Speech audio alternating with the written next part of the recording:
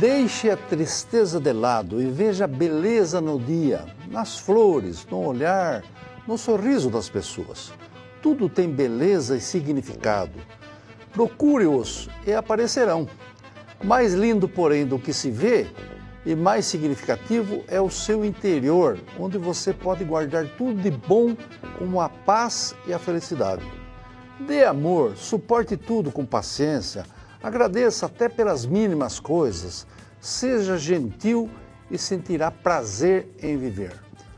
Nós somos o canal 48.1 HF, a TV Sol de Indaiatuba, a única emissora autorizada a funcionar pelo Ministério das Comunicações do Governo Federal em nossa cidade.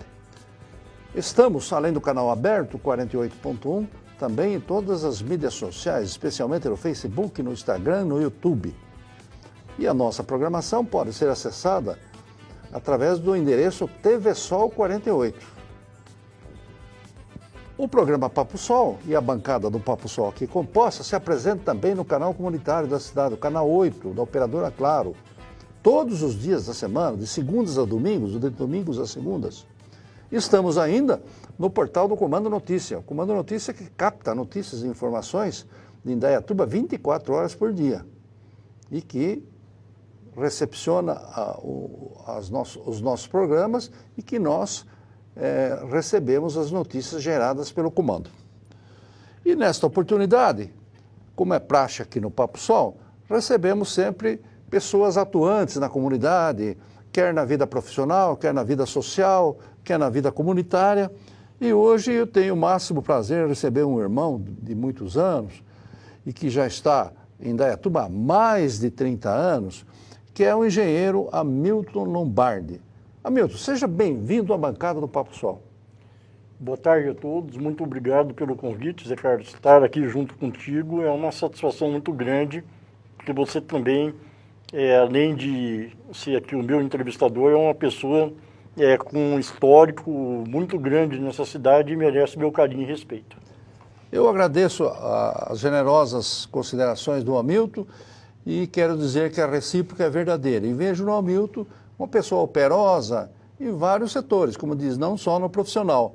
Mas, Hamilton, você e a sua família eram lá do lado esquerdo do estado de São Paulo, lá para lá de Presidente Prudente, é isso? Na divisa com Mato Grosso do Sul. Morei muitos anos na cidade de Presidente Epitácio. Presidente Epitácio. Vocês eram inicialmente da cidade de Santo Anastácio, depois Presidente Epitácio? Na verdade, Santo Anastácio, eu nunca morei. Não. Eu nasci porque meus avós eram de lá e a minha mãe era de lá. Então, naquela época lá, as filhas tinham o hábito, durante o nascimento dos filhos, irem para a casa da mãe. Ia para casa da mãe, Hoje vai para a maternidade, vai em Campinas e tal. Antigamente, quem é a companheira nessa hora? Mas fiquei... A companheira nessa hora sempre é a mãe, né? Exatamente, mas nasci no hospital chamado Anita Costa, lá em Santo Anastácio. E Santo Anastácio é uma cidade muito especial na minha vida, que tem um negócio interessante, Zé Carlos. O meu avô e a minha avó, eles foram um dos fundadores da cidade. Ah, é? Inclusive a minha avó, junto com uma colega da época, foram as duas primeiras professoras da cidade. Elas implantaram a educação na cidade de Santo Anastácio. Olha que bacana, hein? Que bacana. E o papai fazia o que lá no interiorzão? Meu pai trabalhava na roça, tinha algum comércio? Meu pai tinha comércio. Comércio na cidade? De Presidente Epitácio. Já em Presidente Epitácio. Isso. Que é Presidente Epitácio já fica na divisa do Paraná. Não, Mato Grosso do Sul. Aliás, do Mato Grosso do Sul, encostado no Paranazão, do Rio Paraná, é isso? O que levou meu pai para Presidente Epitácio foi a construção da ponte que interligava o estado de São Paulo e o Mato Grosso do Sul. Sim. Que, inclusive, para nós que somos engenheiros, tem um negócio muito importante. Foi a primeira obra da América Latina a utilizar o concreto protendido. O concreto protendido, e você que é da área técnica, o concreto protendido hoje, de muito tempo, é bem desenvolvido no Brasil. Os nossos engenheiros são os bons calculistas de concreto protendido. E aquela obra era tão importante que na sua inauguração, o presidente da República da época, o Castelo Branco, Esteve foi lá lá. para a inauguração. Esteve lá para a inauguração. Isso. Nós falamos em concreto pretendido, eu sei bem o que é, você sabe muito melhor ainda. E explique para o nosso telespectador, o que é concreto pretendido? A proteção do concreto é você... Concreto armado, vamos lá. Concreto armado, o que é um concreto? É uma massa de areia, cimento e pedra e com aço para suportar as cargas de uma construção. O que é um pretendido? Vamos lá. O pretendido é a aplicação de tirante dentro dessa estrutura da viga com a proteção dela através do esticamento desses cabos. Em linguagem básica. Sim. Quer dizer, você tensiona o cabo para ele suportar a carga que ele vai ter que suportar e transmitir para os pilares e para as fundações. Muito bem explicado. Ô Hamilton, fala uma coisa. E depois de muito tempo, o seu pai acabou optando em vir para Indaiatuba. Ele veio e escolheu Indaiatuba por acaso? Ele teve um problema de saúde que é interessante, que ele, inclusive ele não comunicou para a gente. Ele teve um câncer de mediastino. Sim. O câncer de mediastino, para o pessoal ter uma noção, é aquele que matou o cantor Leonardo. Ele fica instalado entre a membrana do coração e do pulmão. Olha. E é um câncer silencioso e quando descobriu... Que é um lugar sensível do corpo humano, muito né? vascularizado e estava tomado. Aí veio para essa região. Ele veio para essa região para ficar perto do socorro Dos médico? grandes centros, São Paulo, Campinas. Infelizmente, ele morou em Indaiatuba apenas um ano. Ah, é? E aí, isso foi em 1988 que ele veio para cá? Não, 1986. 1986? E naquele ano eu estava cursando o último ano da faculdade de engenharia e tive uma passagem muito simbólica e importante. Eu entreguei o meu convite de formatura para ele no dia 22 de dezembro de 1986 e ele faleceu no dia 23, véspera do seu aniversário de 55 anos. 55, apenas 55 anos. Isso. Isso é uma coisa que me marcou para sempre, hein? Faz parte. A vida reserva momentos que ficam no nosso ser, no nosso íntimo, mas que a gente tem que compreender que todos nós estamos aqui por conta do tempo, né? E o tempo é inexorável. O tempo chega um pouco mais cedo para uns, um pouco mais tarde para outros, mas chega para todos, né? Cora Coralina dizia que nós estamos numa escola da vida em que o professor é o tempo. Não é isso? Mas, ô Hamilton, você lá do interiorzão, quase no Mato Grosso, como é que você surgiu essa ideia de você virar engenheiro pela EPUSP, pela Escola Politécnica da Universidade de São Paulo, da USP? Na verdade, eu fiz a graduação na UNOeste. Na UNOeste. Presidente Prudente. Lá em Presidente Prudente? Isso. Depois eu pós-graduei na USP. Ah, você fez o pós-graduação na USP. Você fez lá na UNOeste, que é a faculdade do Agripino Lima, lá Isso. Do Agripino Lima, que foi prefeito. Inclusive o filho dele foi meu colega de turma, o Paulinho. Ah, é? Olha que bacana. E como é que você bolou esse negócio? Por que você falou, quero ser construtor, quero ser um cara que vai planejar coisas bacanas? Talvez estimulado pelo meu pai, que teve a oportunidade de participar daquela obra grandiosa que foi a ponte, né? E ele sempre contou muita história e ali está a raiz, né? E você viu aquela ponte e falou, que coisa maravilhosa fazer uma ponte dessa, né? 2,5 km de... 2,5 km para transpor o Rio Paranazão. Isso. Você lembra a empresa de engenharia que fez ou não? Sérgio Marques de Souza.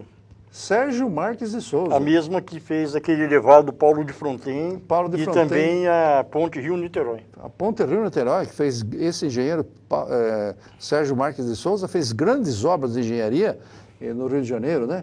Era uma empresa carioca, né? Exatamente. E aí você, animado com isso, foi para a UNOeste. Falou, quero fazer engenharia civil, quero saber como é que faz esse negócio. Na verdade, negócio. foi bem assim, eu entrei na faculdade muito novo, né? Eu tinha apenas 16 anos de idade e na hora que eu vi, eu já estava formado. Aí fez o pós-graduação na USP. Você chegou a trabalhar em São Paulo também ou não? Um pouco. Trabalhei no departamento de engenharia do Itaú Daí depois fui atraído por Indaiatuba e fomos tocando aí. E Indaiatuba já são 30 e quantos anos? 32, né? 32 anos. Né? 34 anos. Você se instalou aqui e não saiu mais. Saio, mas volto. Sai, mas volta. E aí teve alguma participação na política local.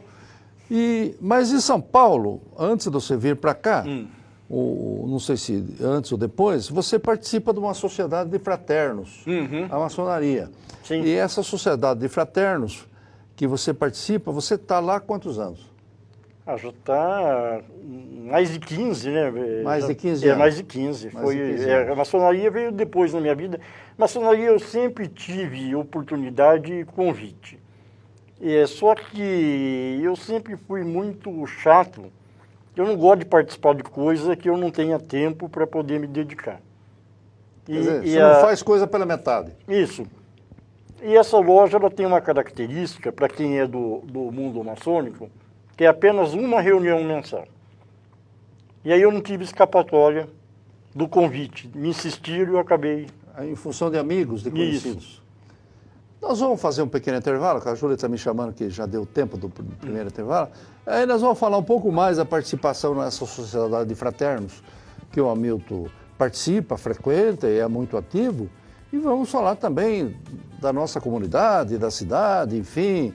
Ele que teve alguma participação em eleições aqui e que sempre foi um defensor de Indaiatuba. Chegou aqui, vestiu a camisa e defende Indaiatuba até hoje. Até já com o engenheiro Hamilton Lombardi. Você está assistindo ao programa Papo Sol com José Carlos Tonin.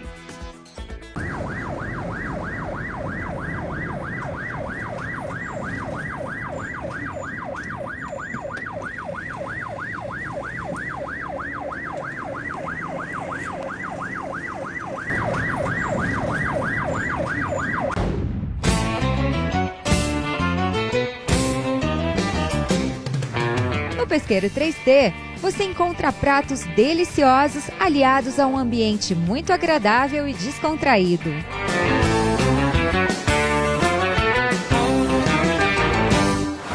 Forte Gesso, onde você encontra tudo para a sua obra.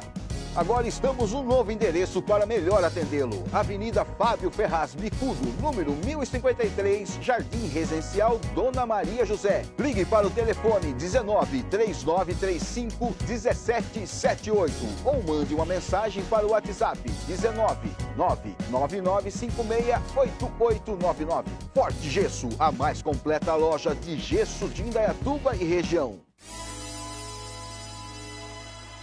Voltamos nessa entrevista aqui sabendo um pouco da vida deste, já não tão moço, mas experimentado engenheiro, Hamilton Lombardi.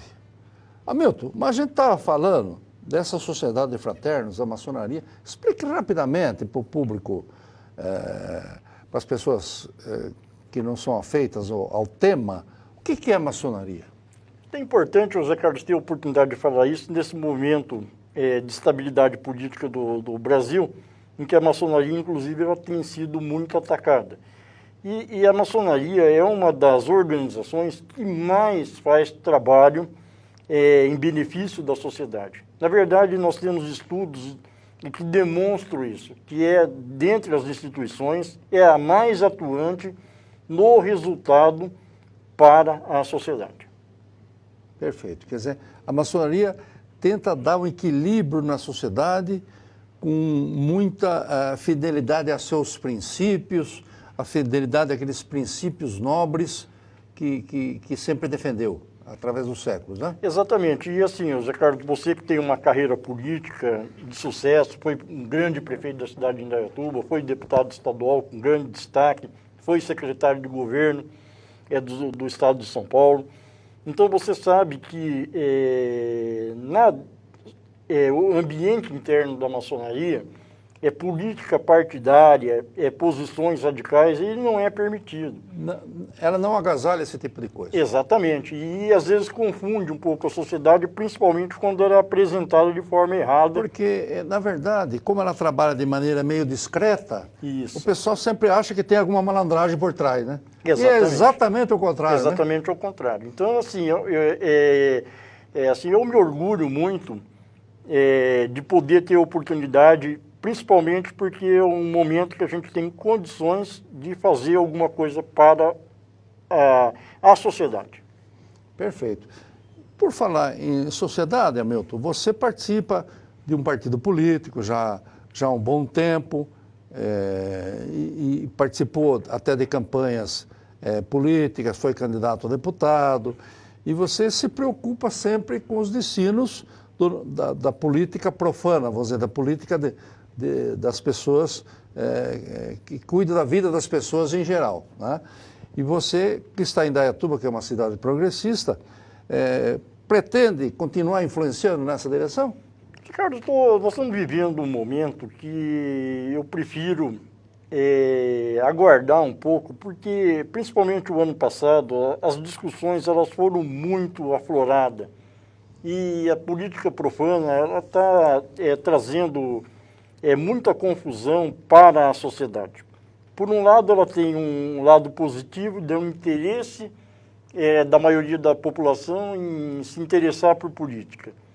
Mas o advento do celular, das fake news, das notícias que não são, às vezes, verdadeiras, elas estão causando muita confusão. Eu verifiquei, Hamilton, uma coisa positiva, porque eu procuro ver o lado positivo das coisas, né? Verifiquei uma coisa importante nessa última eleição. Primeiro, o interesse das pessoas. É claro que tem gente que foi melhor informada, outras menos e tudo mais, mas essa é uma outra questão. Que os nossos eleitores no Brasil inteiro foi mais gente votar no segundo turno do que no primeiro. Sim. Porque normalmente é o contrário. No primeiro turno, você tem, além do candidato a presidente da República, o candidato a governador, você tem o candidato a senador, o deputado estadual, o deputado federal, o deputado estadual que muitas vezes é muito ligado à cidade, o federal, como é o nosso caso aqui, é muito ligado à cidade. Então, a tendência é mais gente votar no primeiro turno. No segundo turno, como sobra só a disputa entre os dois mais votados, fala, bom, o meu voto para lá ou para cá não vai resolver. Então as pessoas não vão votar. E mais gente foi votar. Você achou positivo isso? Sim, todo o processo democrático sem a participação da sociedade fica comprometido. E quando a sociedade se preocupa em estar presente, significa que ela está querendo alguma coisa. Que ela está querendo alguma coisa e dá mais legitimidade vamos dizer, ao processo eleitoral, né? Perfeitamente. Hamilton? Perfeito. Ô Hamilton, e como é que você vê em Indaiatuba? Indaiatuba é uma cidade progressista, que está geograficamente bem instalada, você está aqui há 32 anos e você tem aqui uma empresa que cuida especialmente de desenvolvimento urbano. O que você faz no seu escritório, na sua atuação profissional? Nós temos hoje trabalhado com desenvolvimento de novos empreendimentos. Não tive oportunidade de fazer ainda um empreendimento urbanístico na cidade de Indaiatuba, mas tenho feito em outros municípios. Tem feito em outros municípios. Isso. Quer dizer, hoje você tem o seu escritório aqui e daqui você trabalha para outros municípios. E o que você fez que você pode citar até para a gente, as cidades ou empreendimentos que você... Nós temos um empreendimento consolidado na cidade de Sorocaba. Sim. Inclusive, assim, está num momento bem legal, em pleno construção das casas. Lá eu sou presidente da Associação dos Moradores e sou engenheiro também que aprova os projetos. Ah, é? É. É uma espécie de um condomínio? É um condomínio fechado e um negócio bem bacana. Lá nós temos uma portaria que foi desenvolvida pelo escritório do finado arquiteto Oscar Niemeyer. Olha que maravilha! Então deve ser uma portaria. Já está pronta essa portaria? Sim, sim. É? E ficou um projeto do ponto de vista, assim... É bem interessante, bem legal. Bem legal? É um marco. Por que o Niemeyer? porque eu tive a oportunidade de conhecer o Niemeyer em vida e ele me deu a honra de desfrutar da amizade dele nos 5 últimos anos de vida dele. Ah, é? Conta um pouquinho do Niemeyer, então. Porque eu vejo, por exemplo, aquela plasticidade de Brasília, vejo o Memorial da América Latina, obras do Niemeyer no Rio de Janeiro, né? E a gente fica assim, vidrado naquilo que vê, né, Milton? Uhum. E você, que esteve perto desse gigante da nossa arquitetura, o que você pode contar para nós? Tem coisas assim que a gente não tem explicação. Não imaginava ter essa oportunidade e ela apareceu quando ele ia completar 100 anos de idade. Eu tinha tido a oportunidade de desenvolver vários projetos na cidade de Indaiatuba, quando eu trabalhei na FIEC, que inclusive foi você que montou o projeto da FIEC. O fundador, é. Isso, e aí eu acabei sendo conhecido no Brasil, pelo trabalho que eu fiz lá, e um pessoal de Campo Grande, Mato Grosso do Sul, me procurou, que queriam pegar uma obra que o Oscar tinha feito em 1952, que é uma escola, e transformá-la num centro cultural. Aí eu falei para a pessoa que me procurou, mas mexer na obra de um cara desse tamanho... Um gigante desse? Sem autorização, vai dar ruim. É esquisito. Aí ele virou para mim e falou assim, mas ele não vai nem nos receber. Aí eu me lembro como se fosse hoje. Eu falei, mas você tem bola de cristal para adivinhar? Aí eu falo sempre assim, o homem vale pelos amigos que tem. Aí uma grande amiga minha, moradora do Rio de Janeiro, que trabalhou num projeto que eu fiz na FIEC, para o Ministério da Justiça, da Formação e Requalificação dos Guardas Municipais, eu procurei ela. E falei, Aninha, como é que eu faço para chegar no Oscar Niemeyer? E ela me deu oportunidade através do pai dela, que é um engenheiro civil também, e era amigo em comum, e me conseguiu ter a oportunidade de abrir essa porta, que eu falo que é gigantesca na minha vida. E o que mais me surpreendeu no Oscar, né, que assim posso tratar, foi a generosidade dele, a simplicidade dele, apesar daquele tamanho da enormidade que ele tinha. E dali para frente o resto é história. E essa obra de Sorocaba é em função dessa sua amizade ou não? Ou foi por acaso? A obra de Sorocaba foi uma forma que eu tive, quando eu tive a oportunidade de entrar nesse setor do desenvolvimento imobiliário. Oscar já era falecido quando foi aprovado o empreendimento, é uma forma que eu busquei de homenageá-lo. E tomei o maior cuidado porque o projeto foi desenvolvido pelo escritório e está muito claro no material publicitário que é um conceito Oscar Niemeyer, feito pelo escritório, e não é uma coisa que tinha sido feito por ele. Sim, é o conceito dele com a leveza da arquitetura que ele traçava, né? Isso. Hamilton, como foi a sua passagem pela FIEC? O que você lecionou na FIEC? Lá eu entrei como professor, depois eu fui diretor pedagógico, depois eu fui assessor, depois eu fui superintendente e, quer dizer, eu ocupei todos os cargos. Você foi superintendente um bom tempo, né? Fui 2 vezes, em 2 períodos, e depois no final de 2008 eu acabei seguindo a minha vida numa outra direção. E um negócio interessante, antes de eu assumir a superintendência da FIEC na primeira vez, eu era efetivo da instituição. Eu nunca planejei ser funcionário de público. Carreira. Nunca planejei ser funcionário público e muito menos que eu ia dirigir a instituição. Então, na hora que as coisas aconteceram. Apareceu, eu não achei legal amanhã eu virar beneficiado de decisões que eu tomei administrativas, e eu achei legal, antes de assumir a superintendência, eu abri mão da efetividade, e eu achei que foi mais legítimo, e é uma das decisões que eu nunca me arrependi na minha vida. Olha, e você tem muitos alunos seus que estão projetando aí, estão ajudando a fazer a grandeza da cidade, né? Sim. E você lecionava o quê?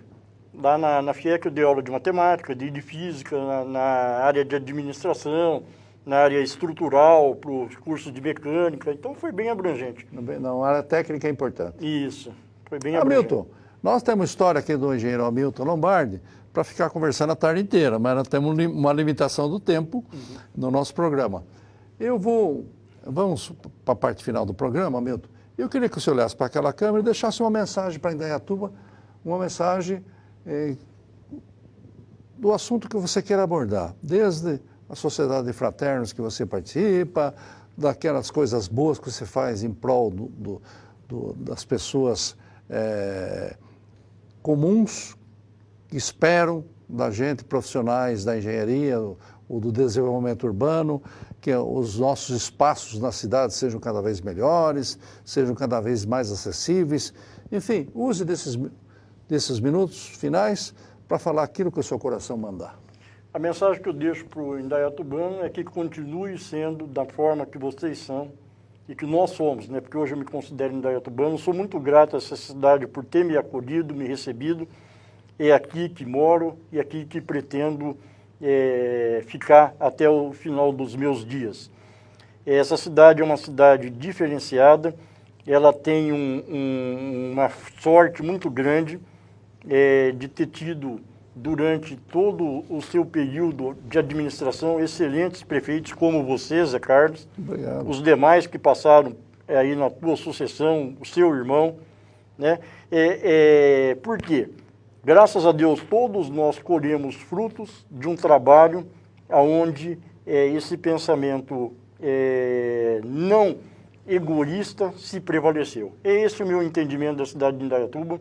É uma das melhores cidades do mundo. Não é do Brasil, não. Do mundo para se viver. Esse foi o engenheiro Hamilton Lombardi.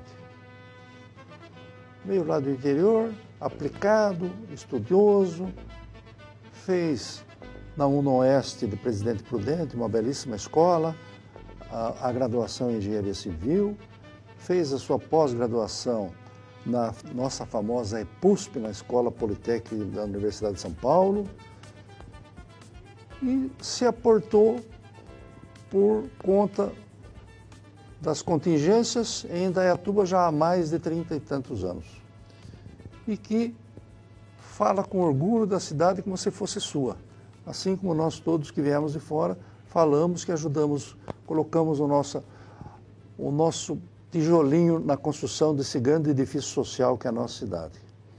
O engenheiro Hamilton, que prestou sua inteligência, sua sabedoria para ensinar aqueles jovens que foram para a FIEC ter um curso técnico para poder desenvolver uma atividade na cidade.